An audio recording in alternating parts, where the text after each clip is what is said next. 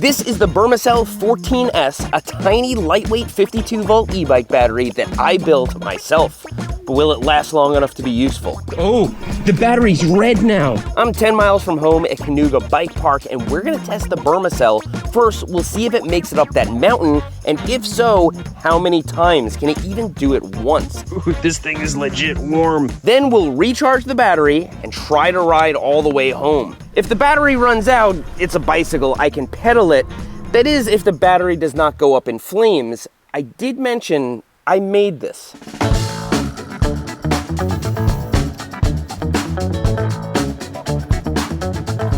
E-bike battery packs consist of cells like 18650s, which are 3.7 volts apiece. You can link them together using nickel strips and this battery spot welder. Wiring them end to end in series increases the voltage, and wiring them side by side in parallel increases capacity. If you want both, you need a big pack with a lot of cells, but the Burmicell 14S consists of only 14 cells wired in series for 52 volts. You'd think that would be the easy part. It looks like it works, I'm getting the right voltage and everything, but my positive is here and my negative is over here. They were supposed to be like on the ends of the pack.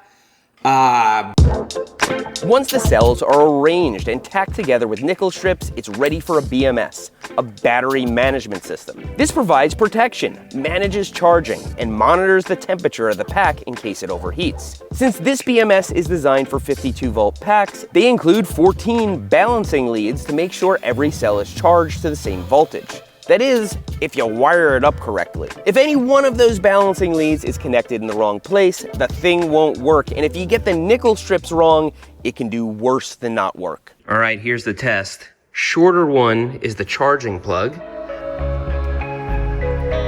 It's red, it's connected. It was pretty nerve-wracking plugging a homemade 52-volt battery into a charger, but it worked as expected. And it showed me the right voltage. After experimenting with some heat shrink wrap and failing miserably, I insulated the battery with fish paper and put on the finishing touches, my 3D printed enclosure. Although my measurements were kind of rough, they ended up being absolutely perfect. Oh man. And with that, we could do the real test. Now, truth be told, we could go smaller significantly, but I wanted something we could actually sort of use. And by my calculations, this should be about exactly something we can sort of use. So here we are right at the start of the climb. We know the Burmicell 14S works. The question is how long, and then the real question is it gonna overheat?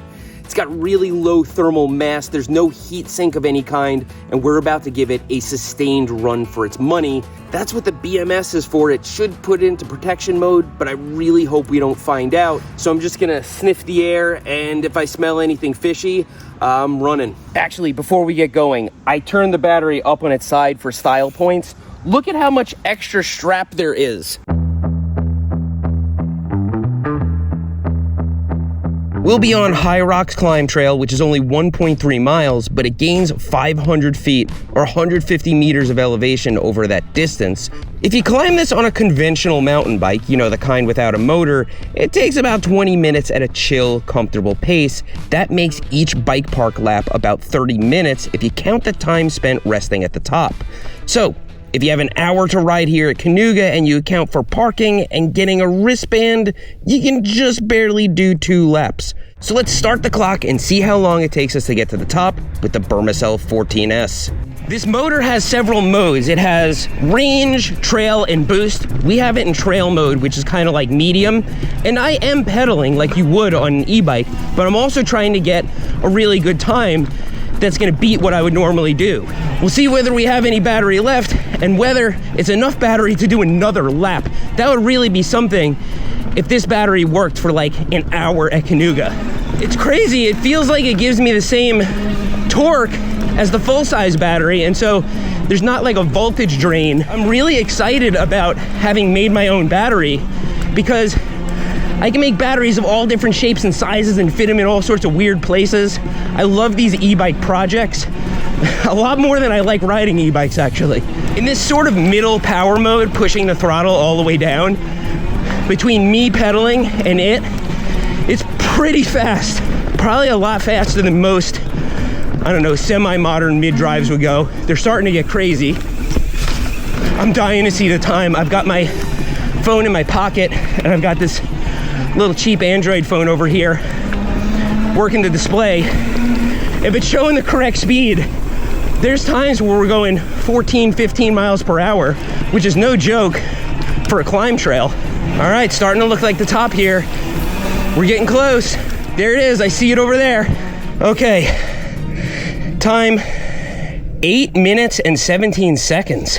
So we had plenty of power on lap 1, no problem. The gauge is still showing green, and our battery didn't burst into flames. In fact, it's not even hot, but we are gonna push it much harder on lap 2. But first, which of these awesome trails are we gonna take to the bottom? GNCC it is. All right, GNCC. Now, it rained a lot last night, but as long as it's not raining, these trails are great. They hold up wonderfully, and actually a little bit of moisture even makes them ride a little bit better.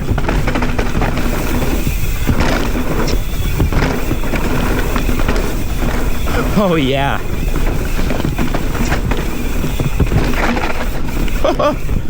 No matter how fast we get up, we're gonna get down faster.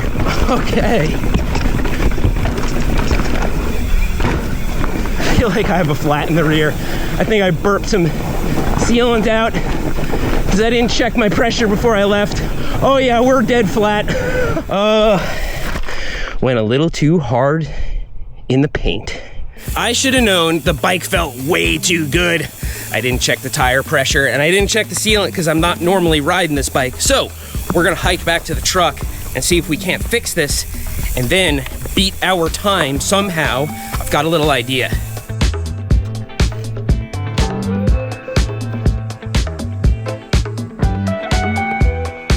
It's not that bad of a crack. Let's see if we can get it to hold air and then ride on it for the rest of the day. So it is holding air now. Cause of failure, low tire pressure, and a rock at high speed. We're gonna do another lap. Now I have to worry about two things exploding, my wheel and this battery. Lap 2, this one's gonna be a little bit different because I'm putting this in boost mode and unlocking the full power of the Burmicell battery. Also, we're gonna go up Copperhead Road, which is shorter, but way steeper. So, if our battery is going to overheat, it's gonna happen on this lap. Okay, boost mode is way different. And we're going up Copperhead Road. It's gonna be way steeper. Oh yeah, we're holding about 15 miles an hour. I don't know if you can see it. It's on. And I said, it takes a normal rider on an analog bike about 20 minutes to get to the top. But the truth is a lot of people take longer, especially from out of town. No matter what this battery gauge says, this battery is at a lower voltage than it was on the first lap. You know, we did a whole lap with it. That's what happens to batteries. The voltage goes down, but it's allowing for way more power draw. Okay, here's where it gets really steep. Can't quite hold 15 here, but is the battery gonna last to the top? Can we beat our time? Holy crap. Now, one thing I have working for me is I only weigh about 140 pounds. The bigger you are, it's kind of like a horse. You know, jockeys are usually really small, at least the best ones are. But for me, if I can get 2 laps in this battery, why carry around all the extra weight? Motor plus me. I'm getting exercise for sure. Okay, this is the steepest part by far. If we're gonna get flames, it's gonna be right now. Okay, let's get ready to take out the stopwatch, get to that wooden platform. Whew. 4 minutes and 37 seconds. That's a huge improvement. That's really fast. The battery is warm. It's definitely warm. We're gonna let it cool down on the descent, and then will this make another full lap? This is insane. This is so much smaller than the battery that comes with the thing. I'm pretty amazed. Well, I can't say I'm not a little bit worried about my rim, so let's take a fast, fun flow trail down. Okay, we are gonna go down Roto Ruckus. I am like a proud father now. My creation, this Burmicell battery, performing amazing. Way beyond my expectations, hasn't exploded. And it's gotten us 2 laps at Canoga. Whoa, you can double that. I didn't really know about that. I still feel a little weird because my back tire was rolling everywhere on the last one. It's got plenty of pressure now, but I'm still like living with the anxiety. Oh God, this is so much fun. Mostly perfect traction. God, we are so lucky to have Canoga. Just goes to show you what you can do with 500 feet of elevation. So we've climbed about 1,000 so far on the Burmicell battery. My next battery will be better. It'll be cleaner.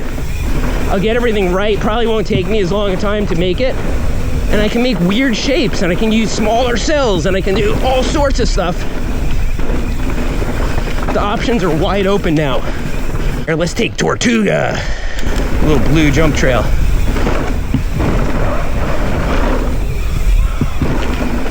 We're gonna check out this tire in a minute. Okay. Tire's still holding air just fine. Probably because we went down a flow trail instead of smashing into rocks. Okay, what are we gonna do here for lap 3? I can't believe there's a lap 3. I didn't even plan for this. The app says we still have full battery, but I wouldn't trust this gauge as far as I can throw it. This is not the battery that's intended to work with this system. But we definitely still have battery left, so what are we gonna do? All throttle, no pedaling. Feels a little bit dirty, but we're gonna time it and see how big of a difference it makes. Start the timer, throw it in the pocket, let's go! All throttle, like a filthy animal. Okay, we're definitely going slower. But we're holding, oh, the battery's red now. It's red. It's because I'm pushing the throttle all the way down and not pedaling that we're getting that voltage drop. But we're still going up the hill at 11.5 miles an hour. So the question is, can we even get to the top of Tortuga? It is not making it up to the top. No way. We're down to 5 miles an hour and it's pretty mellow here. If I was one of those people that only rides Tortuga, I could probably bust out like 50 laps on this. I think we're gonna make it. I think we're gonna make it. Okay, we are up at Tortuga. I just let off the throttle. This has turned orange. It's turning yellow. Let's see if it goes back to green. Ooh, okay, we are down towards the bottom. Okay, so change of plans, I guess. So from the top of Tortuga, up the fire road. Start, see if we can beat these jokers over here. Okay, now we gotta work for it. These guys are on mid-drive e-bikes up here. My battery's still holding. You made that? I made it, yep. All right, it's giving me a little more power.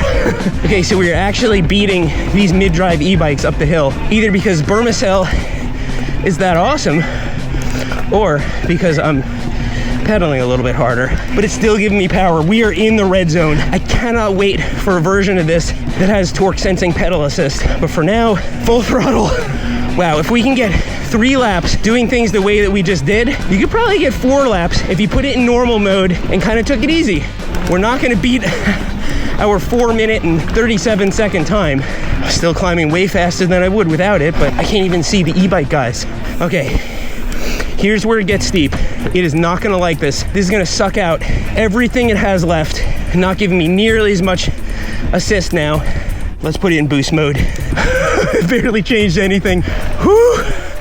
You guys ended up beating me. All right. We are still going when I push the throttle, but we are on low battery. Whew.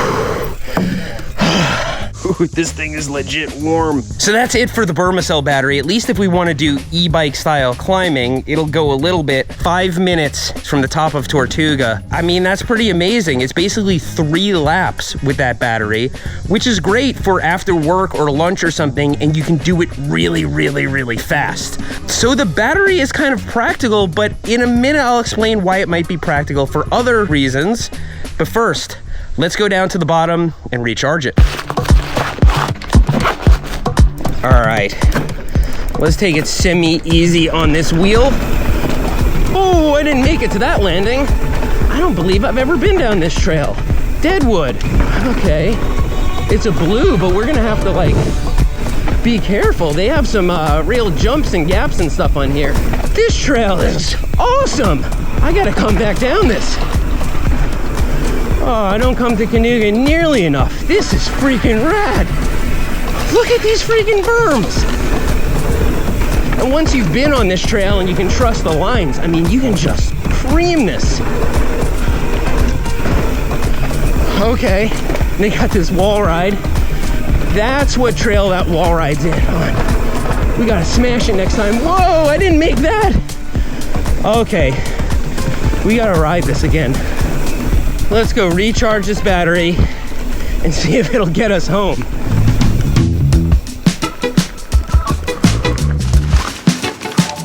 So I plugged the battery into the charger at Cayuga. I went and got some lunch, and when I was done, the friggin' thing was done charging. It's scary how fast this was charging in my truck. I'm glad it didn't melt or something, but here it is. It's safe, it's charged again. And before we do our distance test, I wanna give you some specs on this battery so we can nerd out. It's about 150 watt hours. To give you a frame of reference, a little Anchor power bank is about 37 watt hours. The limit of what you can take on an airplane is 99 watt hours. So if we knocked another 50% of capacity off of this thing, it would be airline safe. The battery pack is built of 14 Samsung 18650 batteries with 3000 milliamp hours of capacity each. There are two XT60 connectors. This one is for charging, so I made it shorter. That way I can tell them apart. This one is our output. Now I'm really impressed this got us 3 laps at Cayuga. That's 500 feet of elevation gain each lap. Mountain bikers think in terms of elevation climb, but everybody else thinks in terms of distance. So we're gonna plug the battery back in fully charged, and we're gonna do a distance test and see if this is practical for commuting. So our destination is a coffee shop about 8 miles away from here. So we're gonna ride there, and then we're gonna ride back if we still have battery, and then if I run out, I'm gonna pedal like people did in the old days.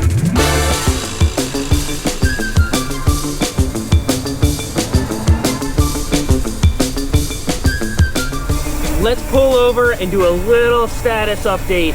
Okay, app is showing green on the battery. That's good, and it makes sense. We've only gone 4.8 miles and we haven't climbed a lot of elevation. This should be easy peasy for this battery. It says our average moving speed is 15.5 miles an hour, and we did gain 181 feet, so it wasn't completely flat. And of course, the duration is like a half hour because I keep stopping in reality to do YouTuber stuff. Drive to work with no sweat. Oh no. Ah. Hey, look at that. Perfectly fine. What was I talking about?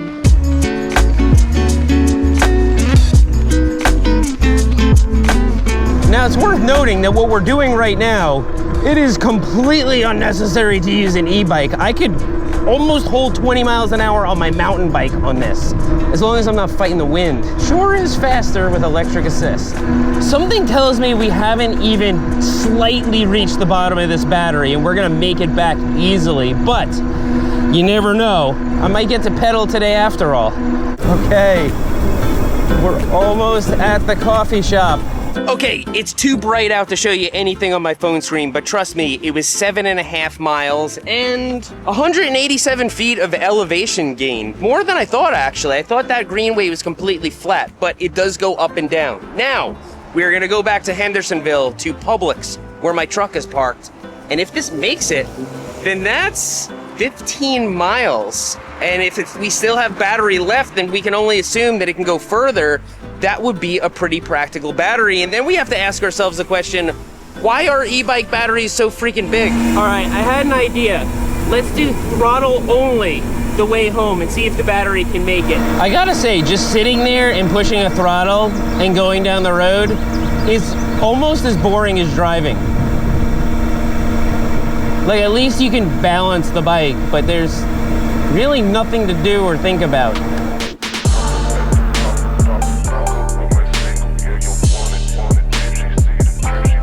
Okay, could be this nasty headwind, but we are down to 14 miles an hour, 13.8.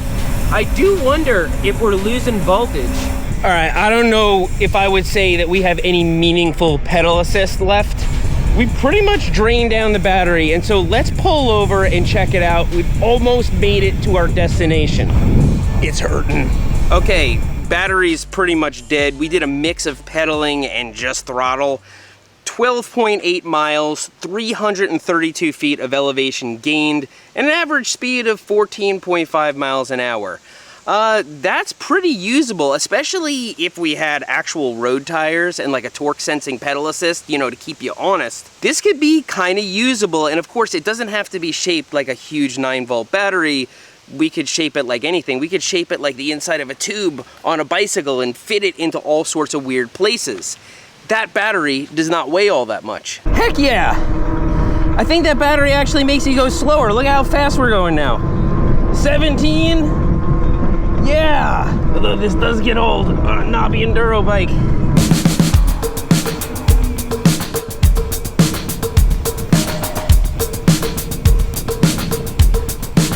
The Burmicell 14S. Pretty neat, huh? It actually marks a pretty important moment. This is the first battery pack that I've ever built, and so it's the worst one I've ever built. They're only gonna get better from here. They're gonna get safer, they're gonna get better put together, but honestly, how much better than this does it get? I'm surprised they don't sell that many e-bike batteries this small. They're very, very hard to find, and I guess because another little row of cells, not that big of a weight penalty, and it can get you much further, there's a much smaller market of people that want to go a small distance. But this can go in your backpack and be extra, almost like a range extender, or it could be for a lunch ride or something short where you want to bang out as many laps as you can, and with this you have the extra power to do it fast. I hope you enjoyed this video. I hope you found it interesting in some way, maybe even learned something, and if you didn't, I hope you at least found it entertaining. Thanks for riding with me today, and I'll see you next time.